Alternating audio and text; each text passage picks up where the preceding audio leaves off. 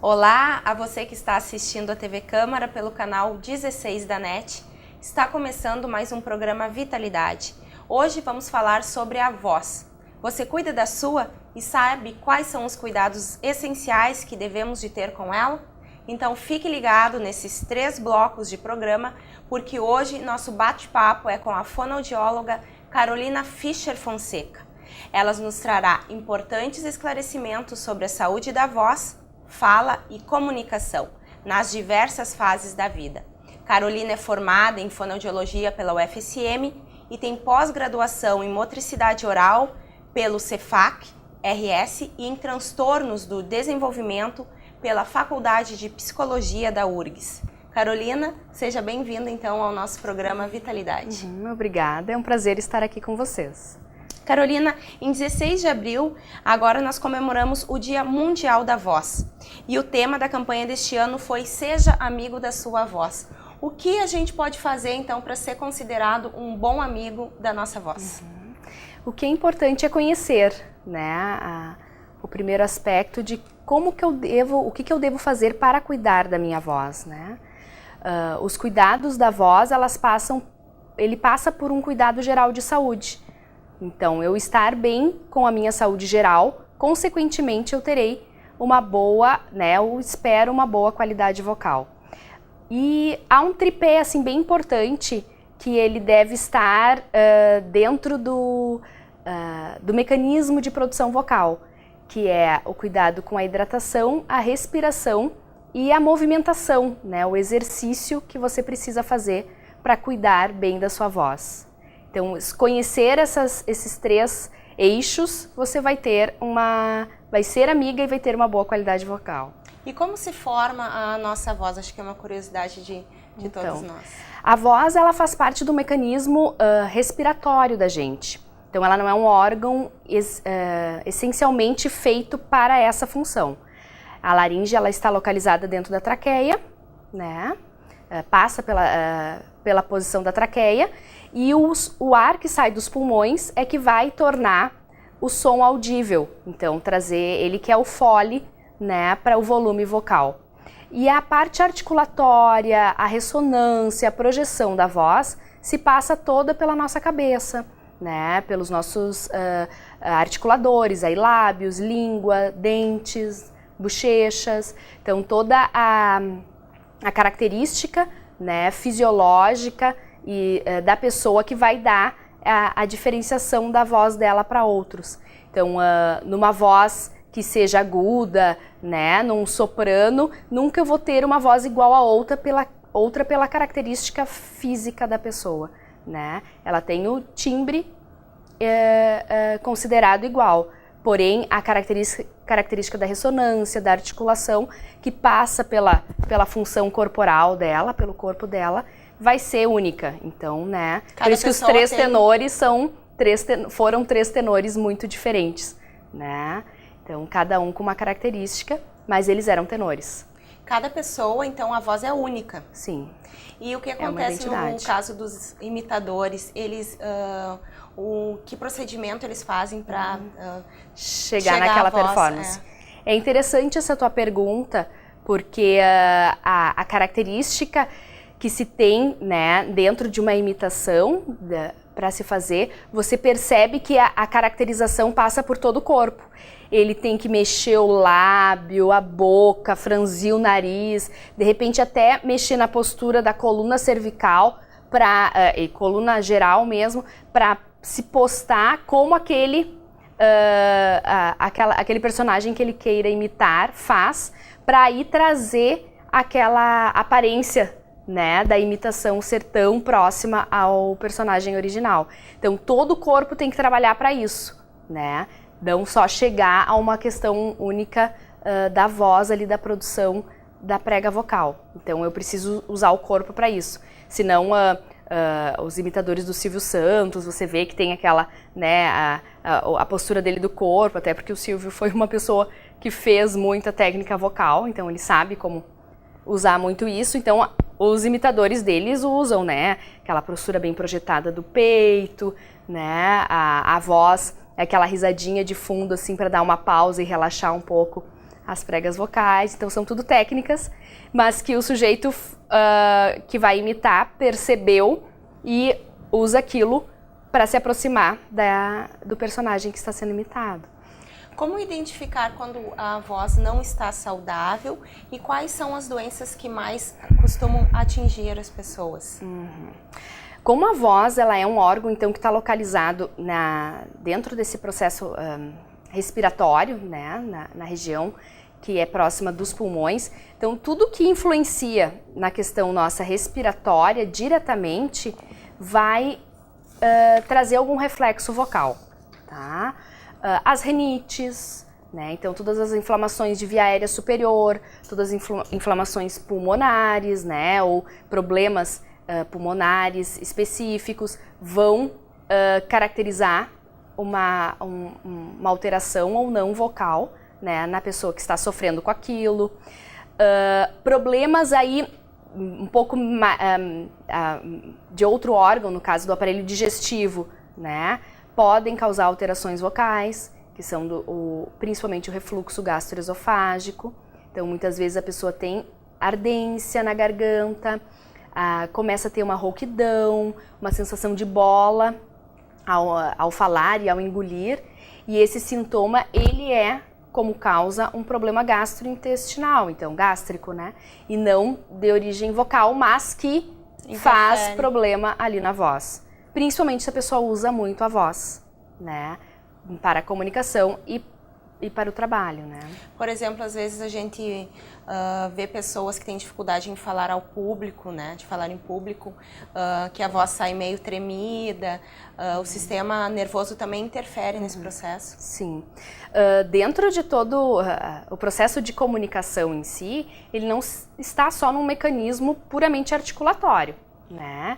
Ele precisa de um conjunto, né? De um conjunto que coordena toda a parte então do corpo, a parte do pensamento, né? Que vem de conta então ao que eu quero dizer, sobre o que eu sinto do que eu quero dizer. Então as emoções também estão envolvidas. Então é comum a gente perceber quando uma pessoa ao telefone está falando e se emociona, que a voz fica um pouco trêmula, falhando. Então porque isso influencia, né, nessa produção mecânica, no caso da voz. Então, com certeza, né, a questão emocional, psicológica e daquilo que, como está estruturado o meu pensamento, se eu estou organizada para falar sobre aquele assunto ou responder aquilo que está sendo perguntado, vai influenciar na qualidade da produção, né? E tem pessoas que têm muita habilidade de improvisar. Né? Então, que podem não estar naquele momento suficientemente preparados para falar de alguma coisa, mas eles têm uma habilidade com a questão da linguagem, de usar ela, que vão te convencer ou vão te satisfazer, vai te satisfazer naquela questão ali por essa particularidade da pessoa. Então, isso é um conjunto muito amplo assim do ser humano, né? A comunicação ela não é só uma estrutura isolada, ela faz parte de do teu todo. E no caso dos mudos, o que acontece? Qual o problema que acontece para que não consiga emitir a voz? Então, quando eu estou sem voz, na clínica a gente chama isso de afonia, tá? De não sair som, né? Eu quero dizer oi, eu só mostro aquilo com a minha boca e não sai som nenhum.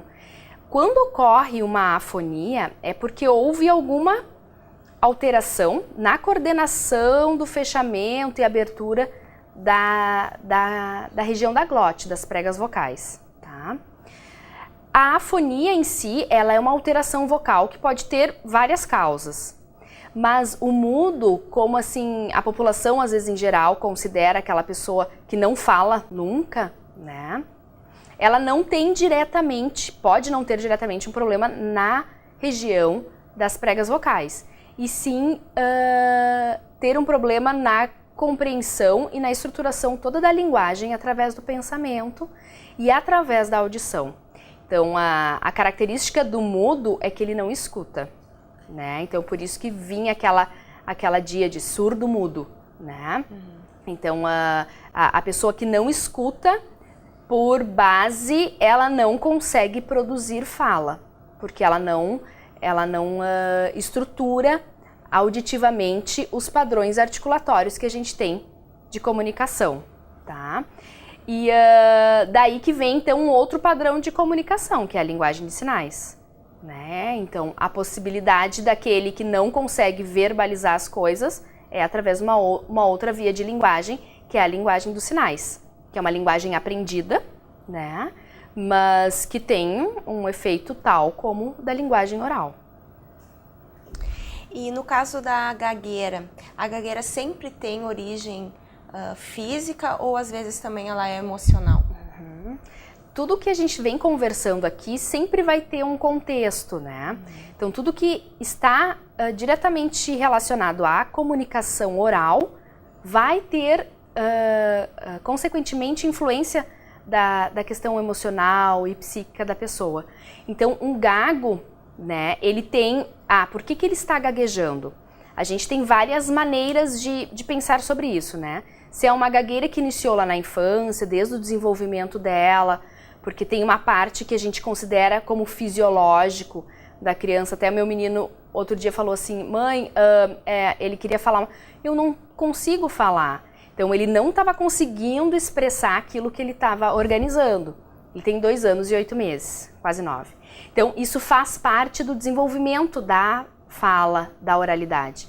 Tu ter bloqueios, repetições às vezes, pausas para pronunciar alguma coisa. Quando isso é muito acentuado, essa disfluência, e permanece por muito tempo, né, por um período muito longo, mais de meio ano, 6 meses, desculpa, ou 8 meses, a gente considera isso então uma gagueira que está se desenvolvendo com uma característica mais forte. Então a gagueira também tem características biológicas, genéticas, né, que é comum encontrar se você vai fazer um histórico da pessoa. E sim, a gagueira está relacionada muito com o aspecto de como eu tenho que enfrentar a comunicação, porque aquilo me deixa ansioso. E a ansiedade, então, influencia diretamente na performance da pessoa que tem a gagueira, né? E daquele que também escuta ela.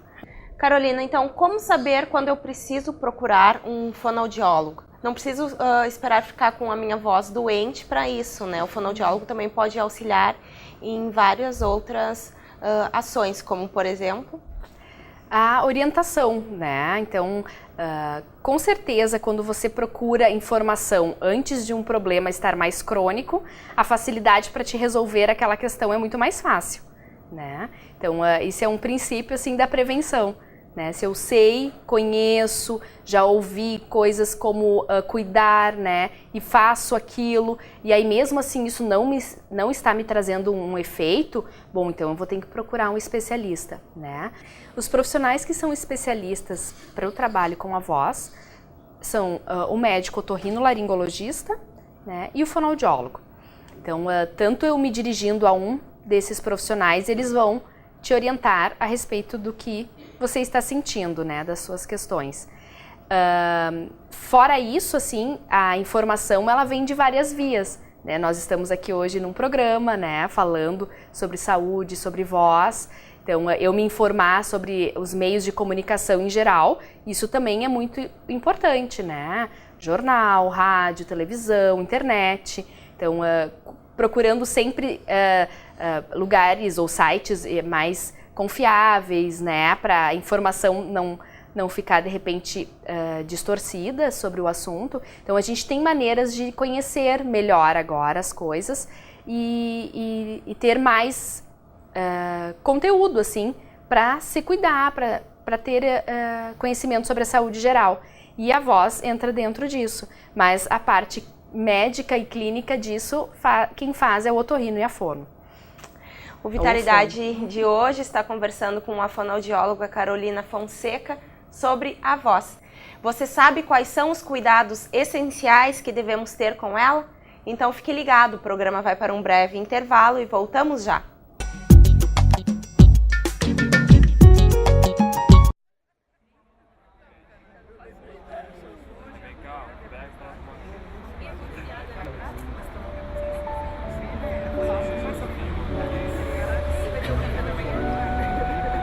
cada um com os seus problemas.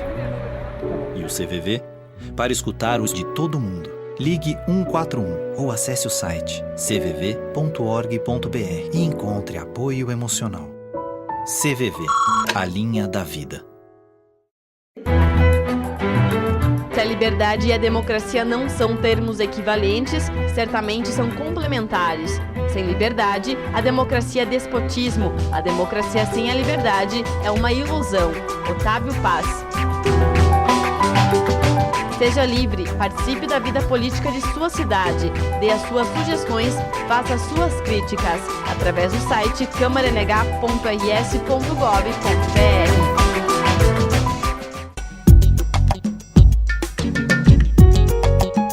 Estamos de volta com o programa Vitalidade. Nossa entrevistada de hoje é a fonoaudióloga Carolina Fonseca. Carolina, vamos falar um pouquinho mais das pessoas que usam a voz profissionalmente, sejam eles jornalistas ou cantores. Quais os cuidados, então, que eles devem ter a mais do que as outras pessoas, né, que não usam a voz profissionalmente? Com certeza há algumas orientações bem importantes para estes profissionais, né, que passa desde deles conhecerem, né, como é a voz dele, como é o comportamento vocal dele, o que influencia na qualidade vocal individualmente da pessoa, né? Se ela sabe que ela é alérgica a algum tipo de coisa, ou se ela sabe que ela tem alguma influência às vezes com algum alimento que come na sua qualidade. Então ela precisa passar por um autoconhecimento, né, de como é a minha voz, como é o timbre da minha voz, e o que influencia individualmente.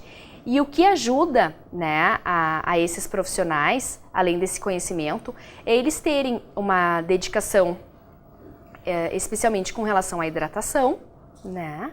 A água, ela é muito importante porque quando a gente está falando, a gente vai perdendo líquido, né, vai desidratando pelo ato de falar, então resseca a mucosa oral, né, e da região da laringe também, e isso me dá a tendência de fazer o famoso pigarro, que é muito ruim para a voz, né, e esteticamente Machuca. Muito ruim para quem está falando, com certeza. É um atrito bem grande que se faz na prega vocal e aquilo com a frequência pode gerar uma alteração estrutural mínima, que são os nódulos vocais, tá? E além da hidratação, então, saber alguns exercícios vocais, né, de aquecer a voz. Eu até vou pedir mais pro finalzinho do bloco para você nos ensinar a fazer alguns exercícios. Com certeza. E então, a alimentação também. Isto, né? Saber, por exemplo, que algum alimento que tem assim um processo digestivo às vezes mais demorado pode me causar sonolência e aquilo me deixar tendo que fazer muito mais esforço para falar, né? Se eu vou comer uma feijoada e gravar um programa, né, em seguida após o almoço, aquilo ali vai me render um esforço muito grande vocal, porque o meu organismo está concentrado na digestão e eu preciso também de circulação sanguínea, do aporte respiratório para a minha função de fala. Então eu vou estar competindo, né, com outro órgão ali que está sendo muito exigido no momento. Então isso pode prejudicar, né, a minha Carolina, performance. Água hidrata.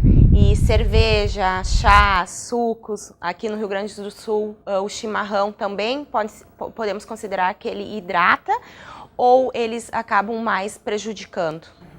Para a questão da performance vocal, o que hidrata é a água, tá? A água, ela aparece em formas de chás, de sucos, né? Porém, alguns chás que são diuréticos não vão me dar essa correspondência em hidratação. Então, existem chás que não são tão diuréticos que eu posso, sim, estar ingerindo para me hidratar. Como, por exemplo? Chás mais simples, que nem de bebê, assim, camomila, que a gente oferece. cidreira. Poejo, hortelã, né? Então, eu posso fazer variações com essa minha água, até para o paladar ficar mais estimulado e ter hidratação igualmente. Em temperatura ambiente, água gelada prejudica? Como de preferência, a água deve ser mais ambiente do que gelada, tá? Quando eu estou assim num lugar que esteja muito quente, por exemplo, que eu estou com calor e quero beber água por causa disso, e a água está muito gelada, é de preferência colocar o gole na boca e manter um pouco, né, com a boca, ele na boca para ambientalizar a água e depois engolir, para não causar o choque térmico que a gente chama, né. Fora isso, assim, a água muito quente também a gente deve cuidar, no caso do chimarrão, do café preto, tá? Às vezes tem pessoas que têm o hábito de tomar com água muito quente e o calor excessivo às vezes pode me causar mais danos gástricos no esôfago que vão repercutir depois em algumas alterações também vocais, tá? Então, para quem está se preparando, por exemplo, para falar no público, ou para um show, ou uma apresentação artística, por exemplo, hidratar com bastante água e uma alimentação leve antes da atividade. Frutas é o principal, assim, alimento, né, para você poder... Tem alguma fruta que seja especialmente As frutas boa? cítricas e a maçã em especial, ela tem uma função bem importante, né? Por ela ser uma fruta sólida, né, que vai ali trabalhar a minha mastigação, que é importante para a articulação. Por ela ter um componente mais adstringente, ela é uma fruta mais cítrica também, que vai limpar minhas secreções da região da laringe, né, do trato respiratório, etc. Então, que vai auxiliar bastante, né? Mas eu posso usar outros alimentos. A maçã, ela é um símbolo, assim, da voz. E o gengibre, né? também? O gengibre, ele tem uma função de adstringência, de limpeza vocal. Porque o que a gente precisa para uma voz estar boa, clara, é que ela esteja limpa, sem secreções que possam me causar pigarro ou ruído durante a fala. Então, o gengibre, a hortelã, o chá de hortelã também é legal, né? As frutas, a maçã, né? A pera, um suco de limão, tá? Quem consegue tomar esse suco de limão sem açúcar também é ótimo para a voz. Então, são alimentos que são bem benéficos, né? E a alimentação mais leve, né? Antes de eu fazer uma apresentação oral muito extensa, preferir alimentos, né, leves, saladas, né, uma carne magra e frutas, que isso vai me dar uma maior leveza para falar, né? Se esses elementos, eles melhoram o desempenho da minha voz, quais são os que prejudicam o seu desempenho? Além da bebida alcoólica, por exemplo. Tá. Tudo aquilo que vai influenciar diretamente, assim, num excesso de necessidade de digestão, que nem eu dei o exemplo, assim, de uma feijoada. Pesadas, então, que é o excesso de gordura, as frituras, né? As carnes vermelhas, às vezes muito gordas também. Isso vai prejudicar. Só complementando a questão do alimento ali, tu falaste também da bebida alcoólica, né? A bebida alcoólica, quando associada ao fumo, ela aumenta exponencialmente o risco da pessoa ter problemas de voz, né, e de origem cancerígena, né? Então, o câncer de cabeça e pescoço, ele está muito relacionado com a questão do uso do cigarro associado à bebida alcoólica, tá?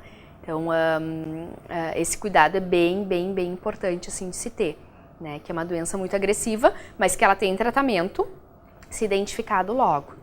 No primeiro bloco, a gente falou sobre rinites e outras alergias que podem prejudicar a voz.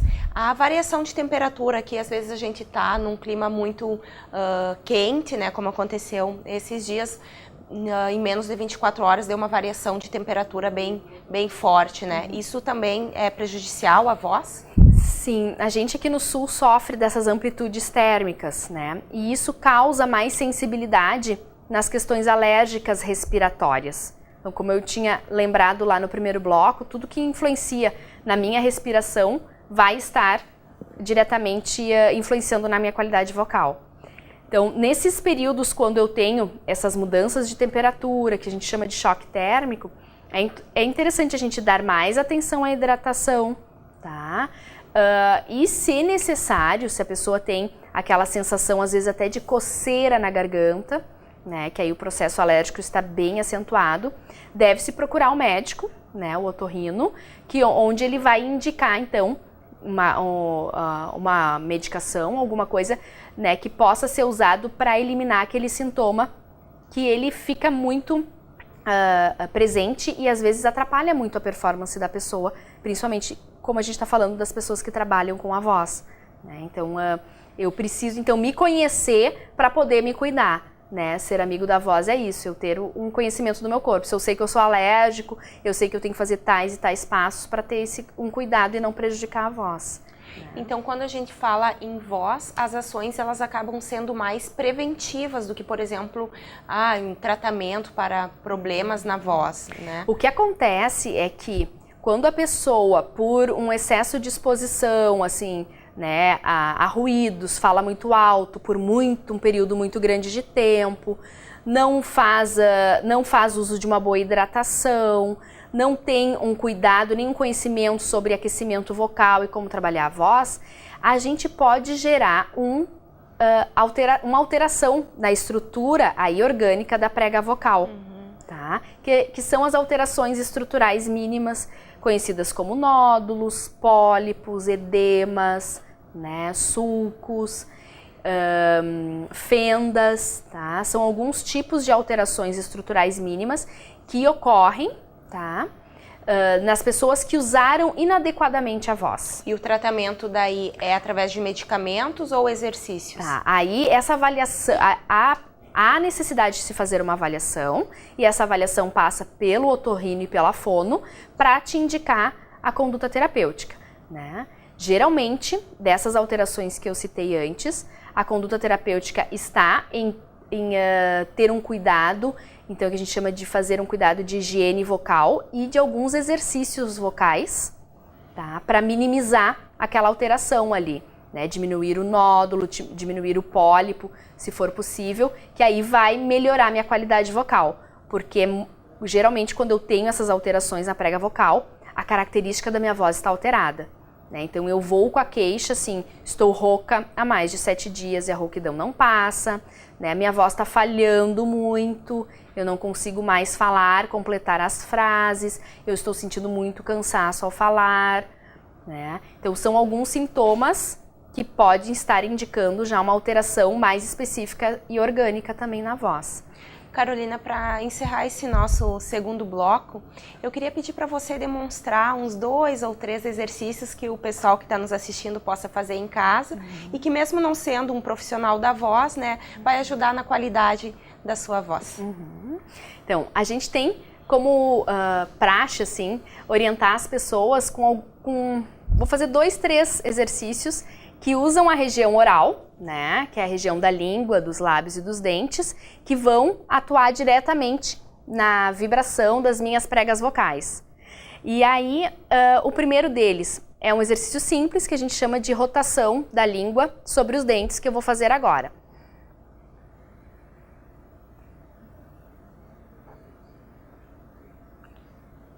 Eu faço sempre com o lábio vedado, justamente para forçar a musculatura orbicular dos lábios também.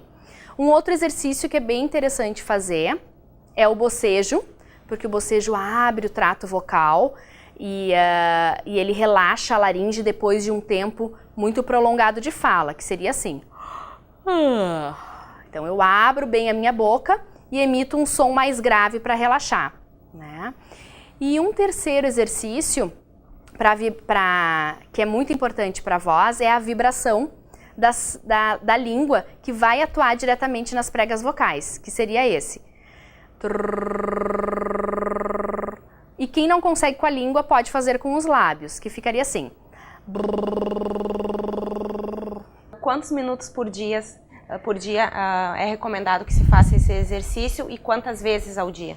A gente não calcula em tempo, assim, e sim a frequência, a quantidade, né? Fazer umas 5 vezes antes de me expor, né, aquela atividade de fala extensa, né? Uns 5 movimentos de bocejo, umas 5 vezes o prolongamento ali da vibração da língua, né? 5 movimentos rotatórios para um lado e para o outro, e fazer isso em 3 turnos, por exemplo, de manhã, de meio-dia, de tarde, né? Ao longo do meu trabalho. Para quem usa a voz, isso é bem interessante. O repórter Thiago Rodrigues conversou com a regente Liris Neumann e com integrantes do coral Amigos da Câmara sobre os cuidados que eles têm com a voz. Vamos conferir a reportagem agora. O coral Amigos da Câmara Municipal há 9 anos leva música e alegria para a população. A gente tem toda uma questão, toda uma preocupação com a questão da voz e a preparação dos cantores também para enfrentar a maratona, que é cantar, né? Que é fácil, mas exige todo um preparo corporal, vocal, enfim, e poder representar muito bem a Câmara em todos os espaços que a gente vá, né? Então esse é o foco, o principal objetivo do trabalho. Como diz o ditado popular, quem canta seus males espanta, o brasileiro é considerado um dos povos mais alegres e a música está presente em nossas vidas. Toda pessoa que usa a voz profissional deve tomar alguns cuidados para cantar. A regente do coral Amigos da Câmara, Liris Neumann, explica melhor. A gente trabalha muito, por exemplo, a respiração, né? Lembrando sempre como é que ela tem que ser, trabalhando a questão diafragmática, intercostal.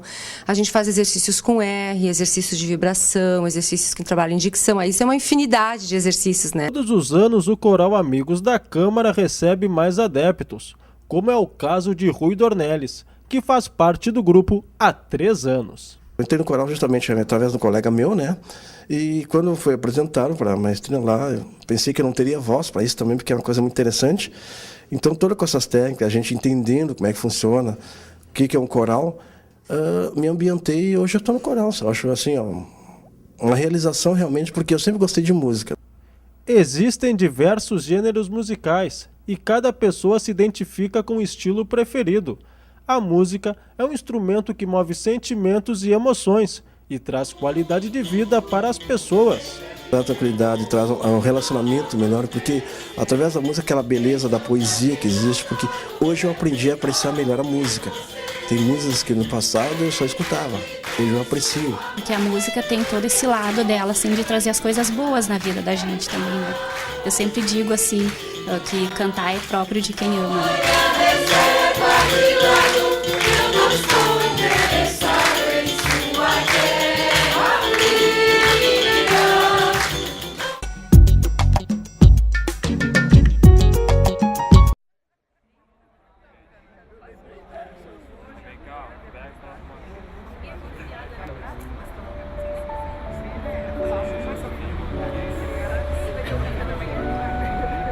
Cada um com os seus problemas. E o CVV, para escutar os de todo mundo, ligue 141 ou acesse o site cvv.org.br e encontre apoio emocional. CVV, a linha da vida. Se a liberdade e a democracia não são termos equivalentes, certamente são complementares. Sem liberdade, a democracia é despotismo. A democracia sem a liberdade é uma ilusão. Otávio Paz. Seja livre, participe da vida política de sua cidade, dê as suas sugestões, faça as suas críticas, através do site câmaranh.rs.gov.br.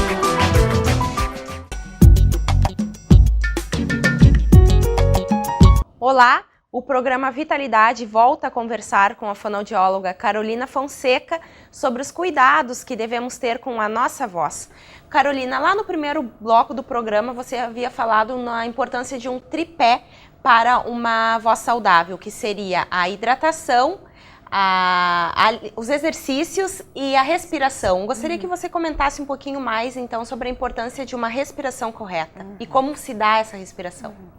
A respiração é muito importante para eu ter uma boa projeção vocal, um volume vocal, para a minha comunicação ser eficiente mesmo, né?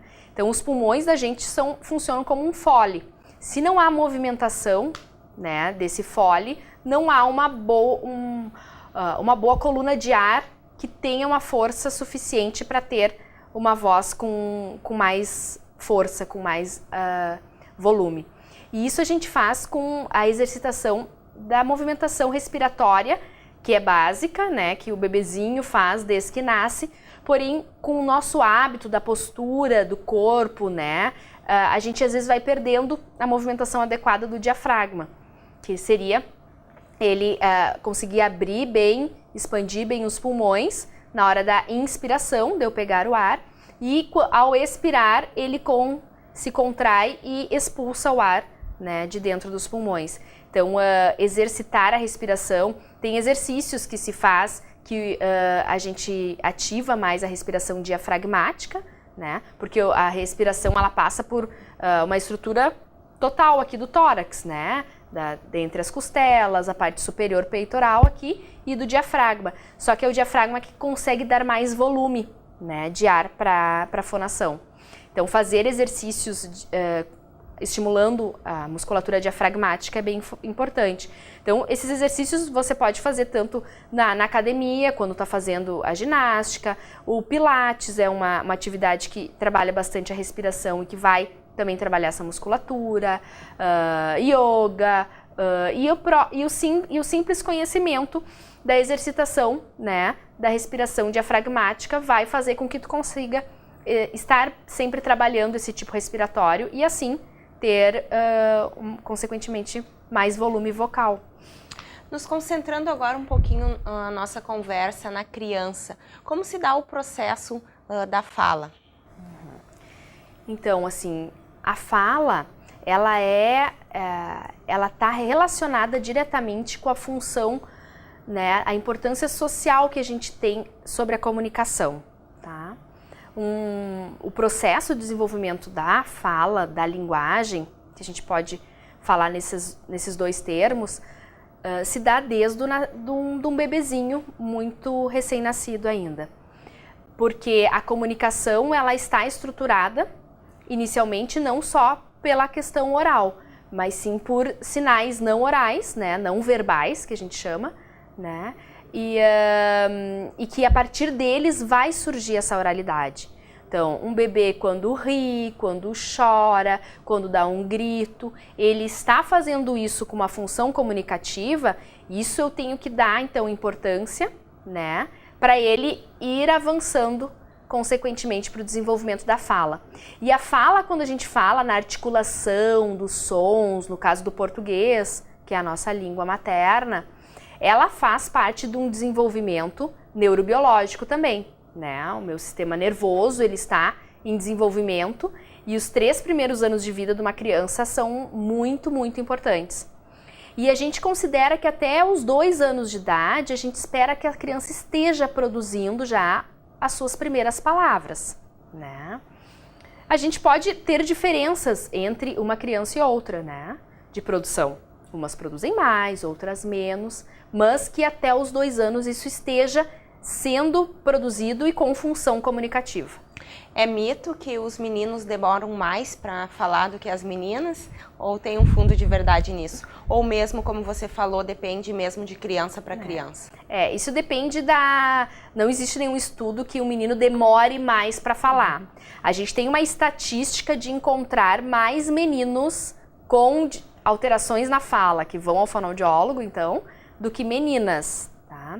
Mas não tem ainda... Isso não tem uma relevância orgânica, assim, com relação a algum problema específico, né? A questão é muito individual, assim, então não é de gênero, quem fala mais ou menos, né, ou primeiro ou depois, tá? Isso também pode ser estimulado, a fala, né, o processo da fala pode e deve ser estimulada pelos pais ou pelas pessoas cuidadoras que estão em volta das crianças. Quais são ações consideradas corretas e incorretas nesse início, né, dessa Às vezes a gente se preocupa muito em identificar problema, né, e não sabe como incentivar, então, na verdade, o desenvolvimento de uma criança. Uma criança, ela pode ser estimulada para a sua produção de fala e de linguagem através da relação, então, da importância que eu dou sobre a comunicação dentro deste processo. Então, é muito importante que os pais, os familiares, todos que estão envolvidos, né, com contato direto com a criança, leiam histórias, cantem música com as crianças, conversem sobre as rotinas delas, da vida dela, né, sobre coisas que eles então vão fazer ou planejar, sobre os alimentos que vão ser servidos na mesa. Então, toda essa conversa, essa comunicação, né, essa importância que se dá entre esses familiares, entre essas pessoas que estão se relacionando com a criança, é muito importante para o desenvolvimento da fala e da linguagem dela. E isso foi apontado em estudos, né, que os pais que incentivam e dão importância comunicar a seus filhos, que às vezes as pessoas podem pensar, eu não vou falar isso para ele porque ele não vai entender ainda, né? Então, de eu falar sim as coisas, as palavras da maneira correta, né? E incentivar isso através, como eu citei antes, de leitura, de música, né? De forma lúdica, né? De inventando rimas, isso enriquece muito, né? A consciência fonológica da criança, que é a estruturação que ela tem sobre a língua, né? E que vai repercutir depois nas aprendizagens dela. Quando eles estão começando a falar, até eles falam, às vezes, uma palavrinha errada, que fica muito engraçadinho, mas é certo corrigir e falar a palavra certa para eles ou continua no limite da fala deles? Qual seria? Não, a correção é sempre importante porque eu, o adulto, sou o modelo, né? Então, da onde ele vai ter referência para corrigir aquilo que ele não está conseguindo no momento? Tá? Através de um modelo, que é o professor, o vô, a avó, o pai, a mãe, todos que estão ao redor dessa criança, né? Então, quando ela fala alguma coisa errada, ai mãe, a janela está aberta, né? Ah, a janela está aberta, eu vou fechar a janela. Então, deu dar ênfase àquele som ali que eu percebi que ele não está conseguindo produzir bem. Então, isso é muito importante, ser o modelo. E até existe uma lei aqui em Novo Hamburgo que fala do teste da linguinha em recém-nascidos, né? Que é um procedimento obrigatório e garantido pela Lei Municipal número 26 de 34 de 2013, cujo projeto foi de autoria do vereador enfermeiro Vilmar. Essa ação é uma ação válida, né? Como ela pode prevenir problemas futuros? Atualmente, a área médica assim, tem alguns recursos que podem dar indicativos de algumas alterações ou não no teu organismo, né? Eu acho que tudo que vem ao encontro assim, da prevenção, de alerta mais cedo do que vir uma queixa de um problema mais grave, é válido, né? E o teste da linguinha é justamente isso. Tu vai avaliar, na verdade, o frênulo lingual, né? Que é essa pelezinha que segura a língua, que antigamente se tinha de praxe, se o médico considerava que aquele frênulo era muito curto, né? Que ele prendia muito a língua, se cortava. Mas a gente sabe que isso, a prática não é somente isso, cortar ou não o freio da língua. Mas sim, se aquele freio é muito curto, às vezes com a própria movimentação da língua, né, aquele freio pode ter mais elasticidade e não se tornar uma coisa que vai restringir movimentos que vão prejudicar a minha fala. Então eu acho que isso sim é bem interessante. Já vi outros municípios, em São Paulo também, que eles introduziram isso como uma prática, né, da rede de saúde em geral. E eu acho que isso é bem importante, bem válido mesmo. Como diagnosticar problemas na dicção da voz das crianças, né? Por exemplo, é comum a troca pelo R e o L, que eles brincam até do cebolinha, né? No que os pais devem ficar atentos e prestar bastante atenção nessa fase inicial? A gente tem uma orientação assim básica para a população geral assim ter um modelo, né? Que as primeiras palavras têm que se dar a partir dos 2 anos, até os 2 anos de idade, e até os 5 anos de idade. Então, quando a criança está acabando lá a pré-escola, se espera que ela tenha já adquirido todos os sons da língua, tá? A partir disso, se sugere uma intervenção, então, terapêutica, certo? Então eu tenho que esperar até os 5 anos para ver se meu filho vai se corrigir ou não. Muitas pessoas procuram antes a orientação de um fonoaudiólogo, porque isso está dentro da exigência, né, individual de cada um. Mas a gente espera que alguns sons, principalmente esse que tu deu o exemplo, do R, né, que há uma hierarquia de aquisição dos sons. Então tem alguns sons que a gente adquire mais tardiamente e outros que a criança aprende mais cedo, com menos idade.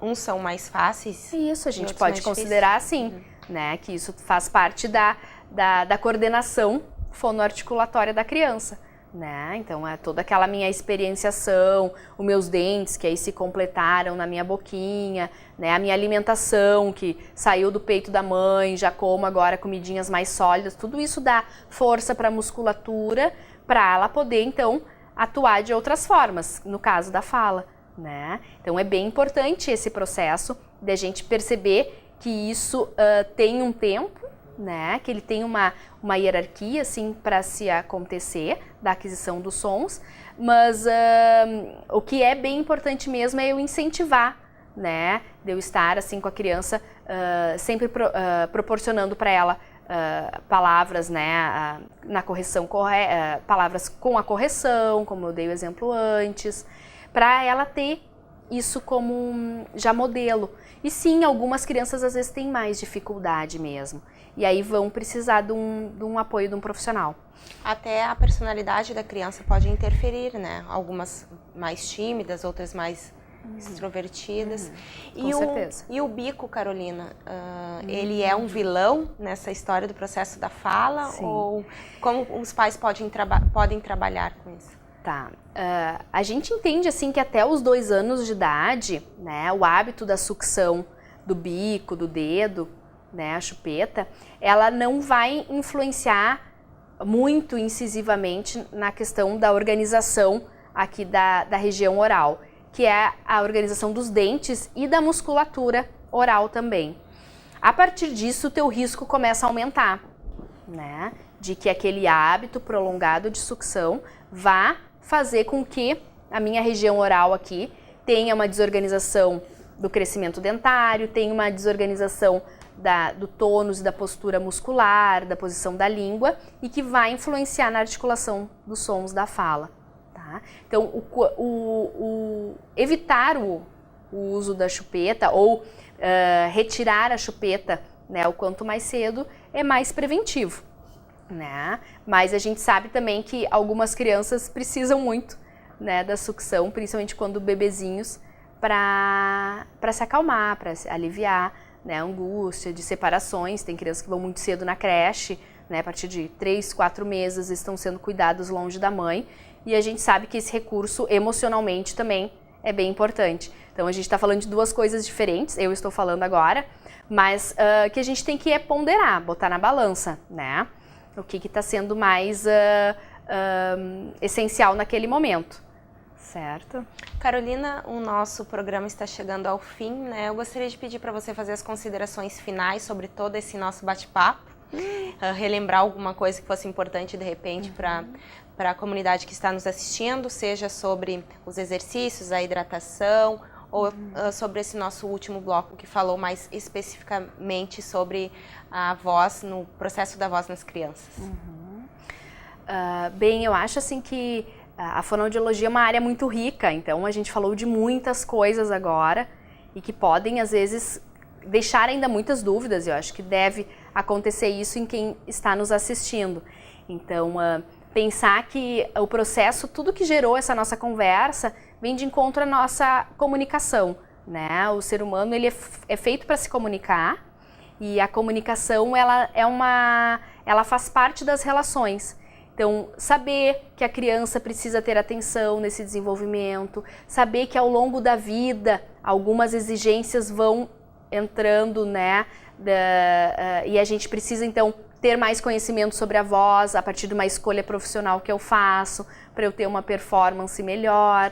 Então, ao longo de toda a minha vivência como ser humano, como sujeito, eu vou ter um desenvolvimento, na verdade, da minha comunicação e, consequentemente, da minha fala, da minha voz, da minha linguagem. Então, eu acredito, e essa mensagem que eu quero deixar, assim, que nós estamos sempre nos desenvolvendo. Então, há períodos mais críticos, né? Mais que a gente dá mais importância, outros menos, mas até a velhice nós temos que dar atenção à nossa comunicação, à nossa voz, à nossa fala, à nossa linguagem. Carolina, então, muito obrigada pela sua participação aqui no nosso programa Vitalidade. Obrigada a vocês.